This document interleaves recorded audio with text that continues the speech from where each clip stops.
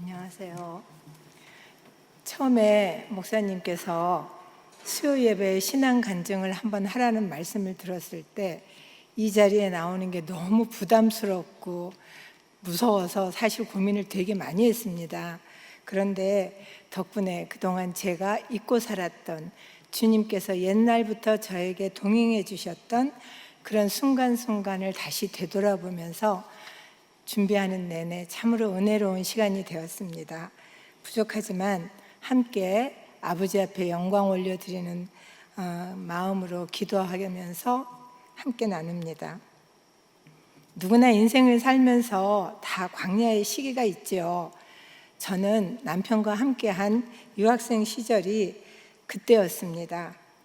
그 광야 생활을 통해서 저는 어려웠지만 썬데이 크리스찬에서 주님을 확실하게 만났고, 그때부터 언제 저를 불러가셔도 제가 주님 앞에 서리라 하는 기대와 소망을 가지고 생활하게 되었고, 또 저희 교회에는 참으로 신앙의 아름다운 성도들이 많았습니다. 그래서 그 선배님들과 같이 성경 공부도 하고 제자 훈련도 하고 또 기도회도 하고, 무엇보다도 그분들이 그 사랑을 실천하시는 모습을 보면서 저는 교회 생활을 배워갔습니다.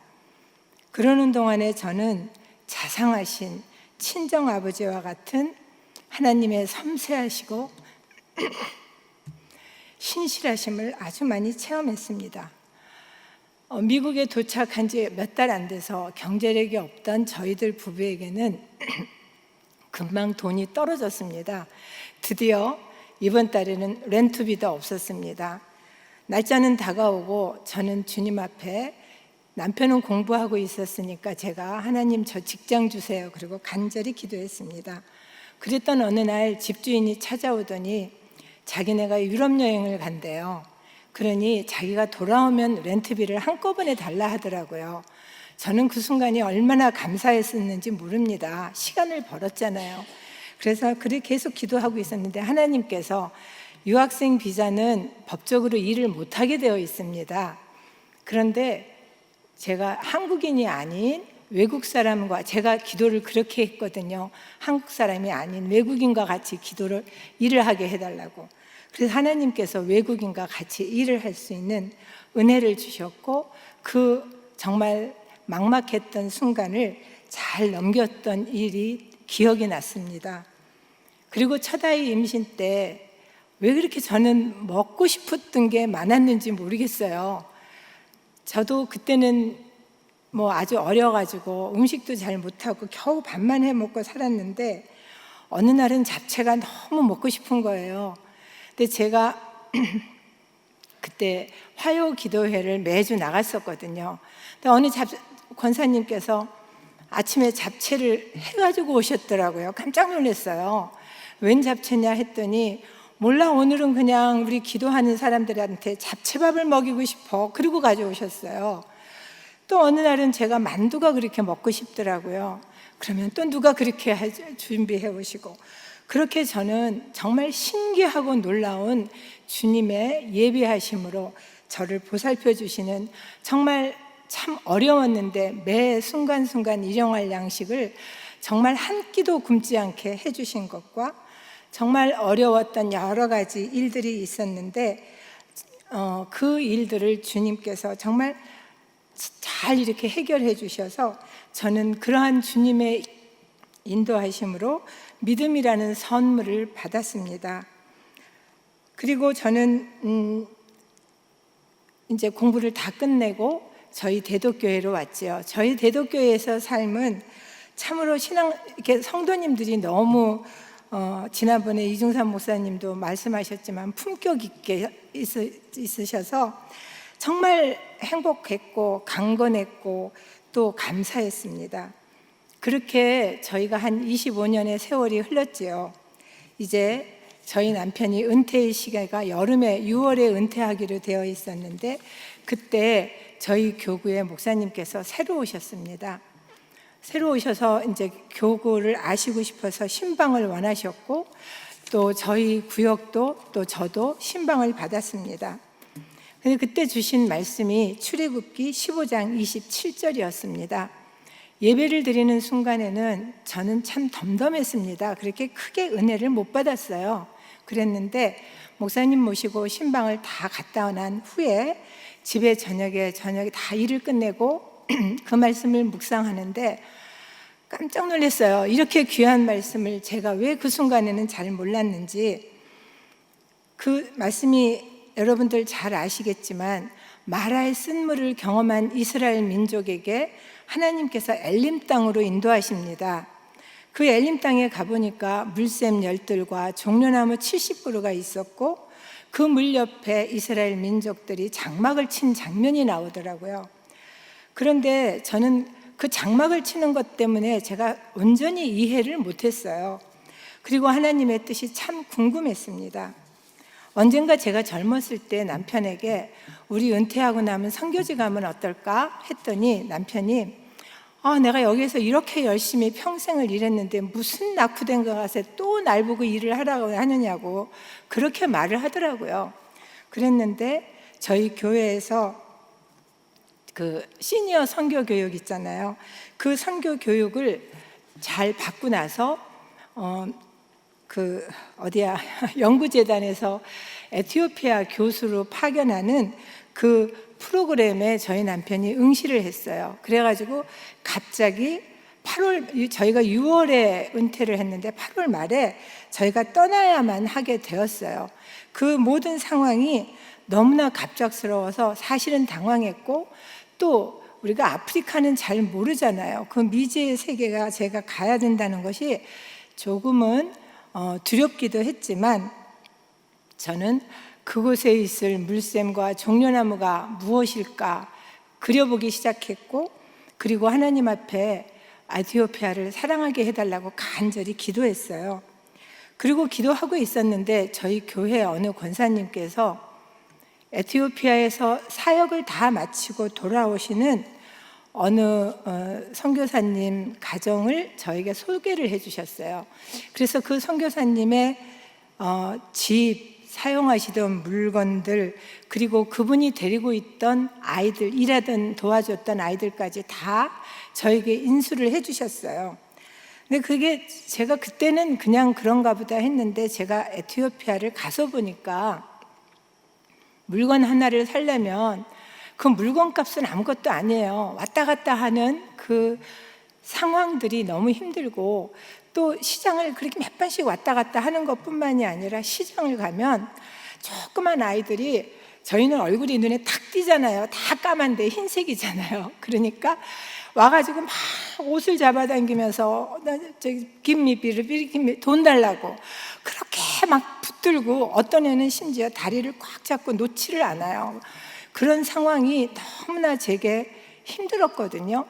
그런데 그런 거 하나 없이 정말 편안하게 아주 쉽게 정착을 할 수 있었던 것은 하나님께서 예비해 주신 물샘이었고 정려나무였습니다. 정말 은혜로웠고요. 또 자상하신 아버지께서는 저에게 사람을 붙여주셨습니다. 그때 제가 에티오피아에 도착했을 때 저희 나라 NGO에서 봉사단원이 꽤 많이 가 있었어요.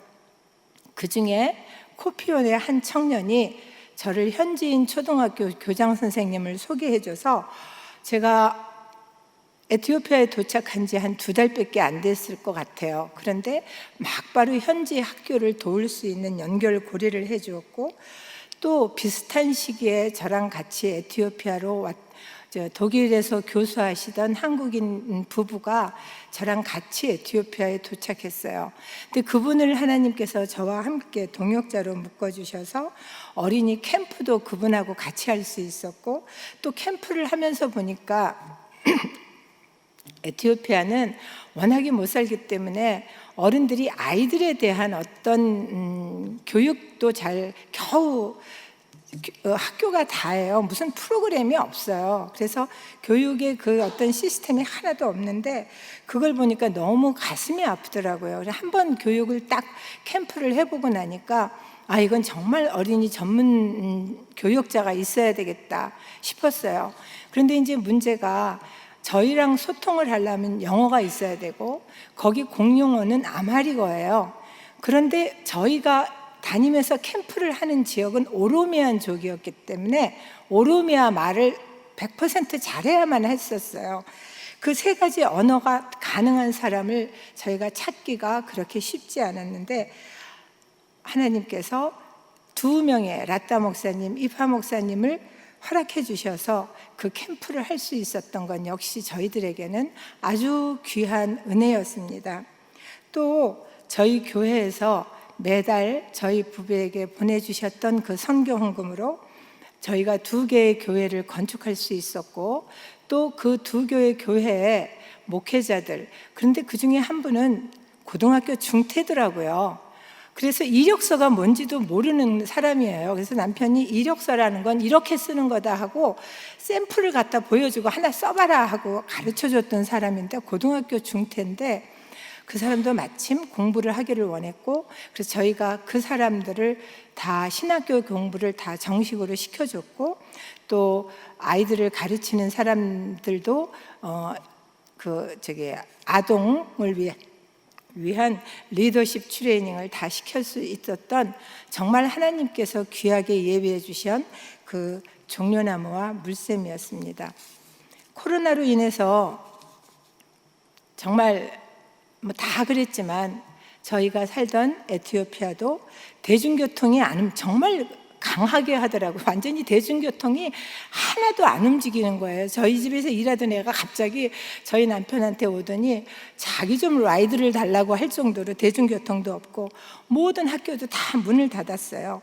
정말 최소한의 은행과 그리고 기관이 몇 개가 이렇게 문을 열고 사회가 다 마비되었는데 현지인 한 청년애가 저희 집에 저녁 무설비에 찾아와서는 사람들이 일을 못해서 돈이 없어서 다 굶고 앉아있대요.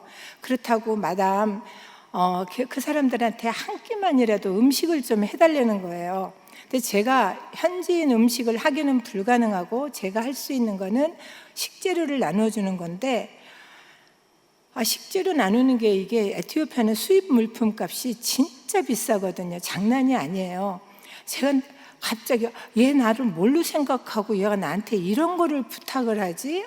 어떻게 이런 걸 해달라고 하나? 더더군다나 한두 명도 아니고 마을을 그렇게 생각을 하고 있었는데 그냥 돌려보내려고 했어요.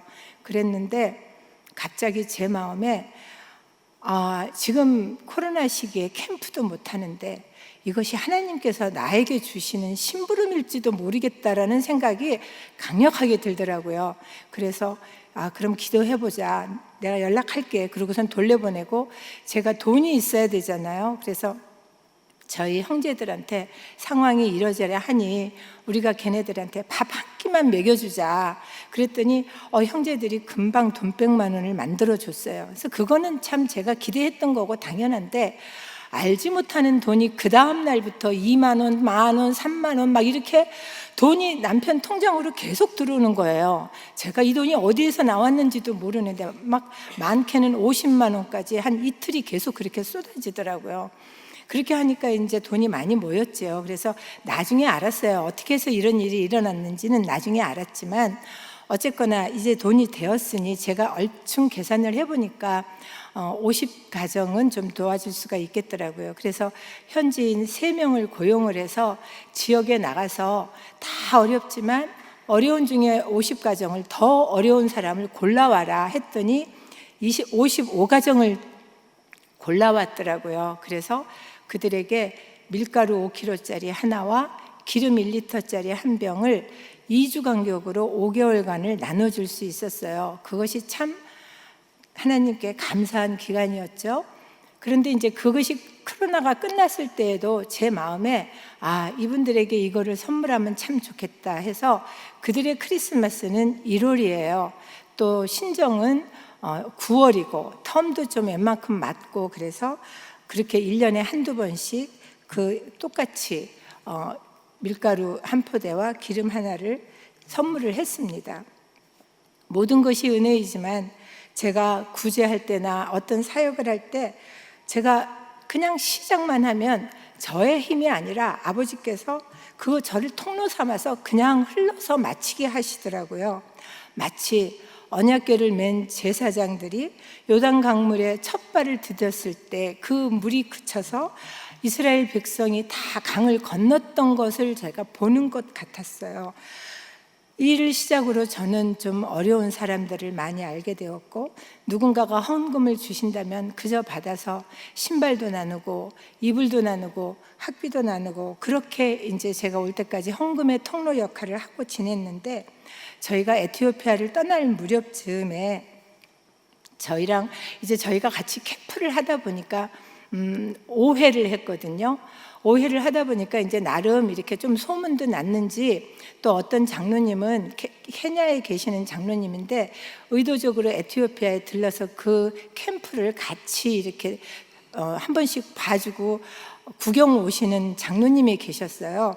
근데 그 장로님이 와서 보니 이제 단기 선교 팀도 오고 그러는데 잘 데도 없고, 그걸 다 호텔에서 자는데 호텔에서는 외국인들한테는 좀 돈을 많이 받거든요.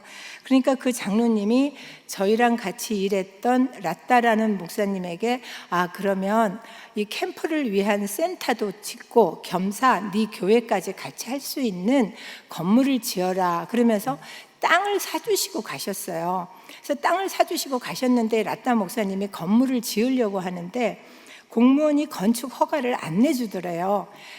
그러다 이제 계속 왔다 갔다 하다가 드디어 공무원이 네가 무슨 돈이 있어서 그 건물을 짓니? 그랬대요. 그러니까 라따 목사님이 내 뒤에 한국인이 있어 그랬대요. 그러니까 그 공무원이 그래, 그러면 네 뒤에 있는 한국인이 우리 지역사회를 위해서 뭘 했는지 영수증을 첨부해, 이렇게 됐대요. 그렇다고 저에게 전화를 해서 마담 영수증이 있냐고 묻더라고요. 그래서 나는 영수증은 없다. 왜냐하면 거기는 물건을 가진 자가 갑이에요. 영수증을 해달라 그러면 너 그럼 딴 데 가서 사 그러면 살 데가 없어요. 그래서 영수증은 없는데 대신에 내가 사진이 몇 장 있다. 그러니까 사진을 줄까? 그러니까 사진을 달라 하더라고요. 그래서 사진을 보내면서 제가 8년을 지냈는데 제가 어떤 거를 했을 때 저한테 그렇게 아주 깊이 감사 표시를 하는 사람들은 별로 없었어요.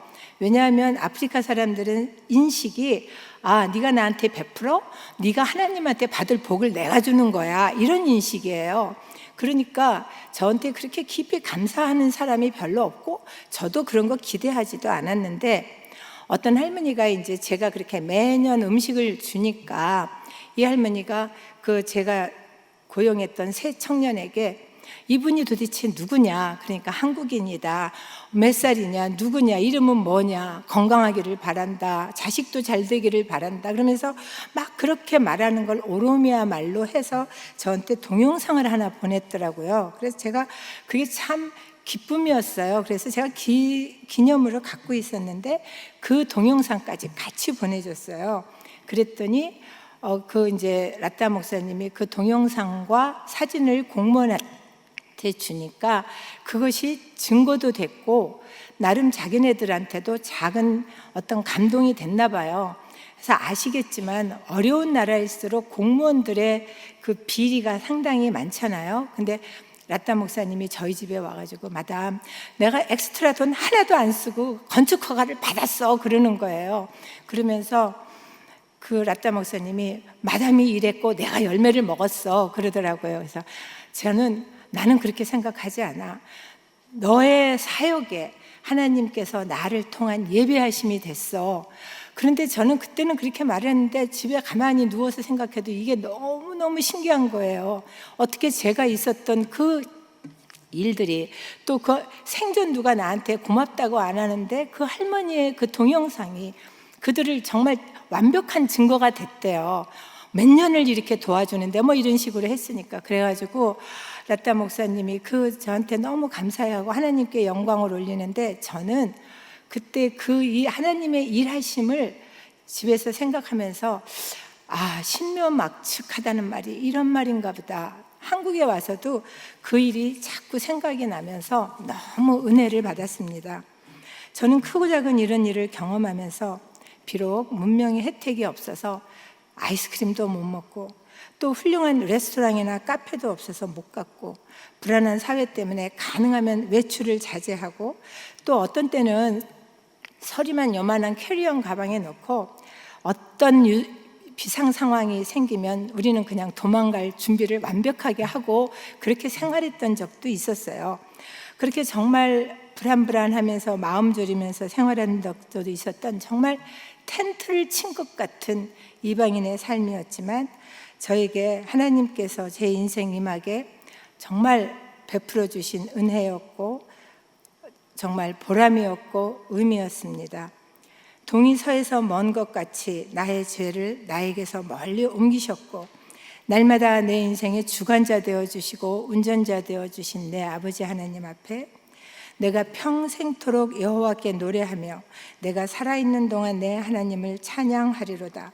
나의 기도를 기쁘게 받으시기를 바라나니 나는 여호와로 말미암아 즐거워하리로다 하는 고백하신 시인의 고백처럼 저도 그렇게 남은 삶을 살아갈 수 있기를 기도해 봅니다. 감사합니다.